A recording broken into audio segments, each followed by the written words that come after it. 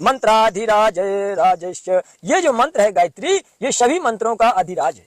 अर्थात शास्त्रों में भी आया है, व्यास जी भी कहते हैं उसमें। अब नारद जी ब्रह्मा जी से यही पूछते हैं, ब्रह्मा जी के बताने पर नारद जी से ऐसा विधान करते हैं, यही नंदी जी सुनाते हैं। पुराण 18 पुराण नंदी जी सुनाते हैं सनकादिकों को, और वही व्यास जी को सुनाते हैं फिर सनकादिक, और व्यास जी संसार में सूत जी आदि के द्वारा होता है। तो व्यास जी कहते हैं गायत्री मंत्र की व्याख्या स्कंद पुराण में, दुर्लभा सर्व मंत्रेषु गायत्री प्रणवान्विता, ना गायत्री धिकम किंचित त्रिषु परिगीयते।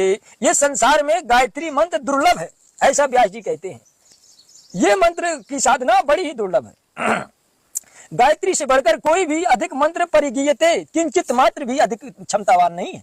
और यहाँ कहें ना गायत्री समो मंत्रो, गायत्री के समान कोई दूसरा मंत्र नहीं है, ये शास्त्र में वर्णन है। और ना काशी श्रद्ध शमपुरी, जितनी भी पुरियां बताई गई हैं उसमें काशी से बढ़कर कोई पुरी नहीं है जी। और यहाँ बताया गया विश्वेशमम ना लिंगम, विश्वनाथ भगवान शिव जी के समान कोई दूसरा लिंग नहीं है पृथ्वी में। जितने भी लिंगों की 12 ज्योतिर्लिंगों की व्याख्या आती है शास्त्रों में, उसमें सर्वश्रेष्ठ विश्वनाथ लिंग की व्याख्या आती है, ऐसा व्यास जी कहते हैं। सत्यम सत्यम पुनः पुनः, मैं बार बार कहता हूँ हे ऋषियों, विश्वनाथ से बढ़कर कोई लिंग नहीं है और गायत्री मंत्र से बढ़कर कोई मंत्र नहीं है, ये मैं तुम्हें बार बार कहता हूँ, ऐसा व्यास जी कहते हैं। गायत्री वेद जननी, गायत्री ब्राह्मण प्रसू, गायत्री माता वेद की जननी है और ब्राह्मण का एक प्रकार से माना जाए प्रसू, अर्थात ब्राह्मण की माता भी है। इसलिए ब्राह्मण को गायत्री मंत्र का ही अनुष्ठान करना चाहिए। गायत्री वेद जननी गायत्री ब्राह्मण प्रसू, गातारम त्रायते यस्मात् गायत्री तेन गीते। अगर जो ब्राह्मण गायत्री का गान करता है, गायत्री माता उसकी फौरन रक्षा करती है, ऐसा शास्त्रों में आया है। गायत्री परो विष्णु, गायत्री माता विष्णु से भी परे है।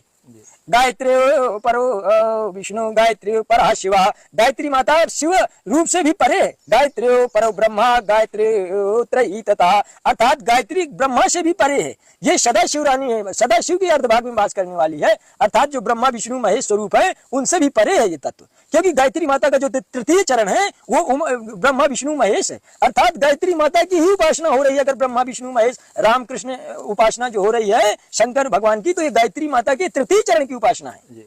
इसलिए हम तो कहेंगे कि शास्त्रवेता को, ब्राह्मण को विशेष करके ये ध्यान रखना चाहिए कि संध्या बहुत जरूरी है। हमारे शास्त्र में ऐसा पाया गया है कि त्रिकाल संध्या कोई भी कर्म छोड़ करके किया गया है। महाभारत में और भी शास्त्रों में हमने पढ़ा है कि वो अपना निजी कार्य छोड़ करके त्रिकाल संध्या करते रहे, तब उन्हें धर्म की प्राप्ति, धर्म से उनकी सद्गति होती है।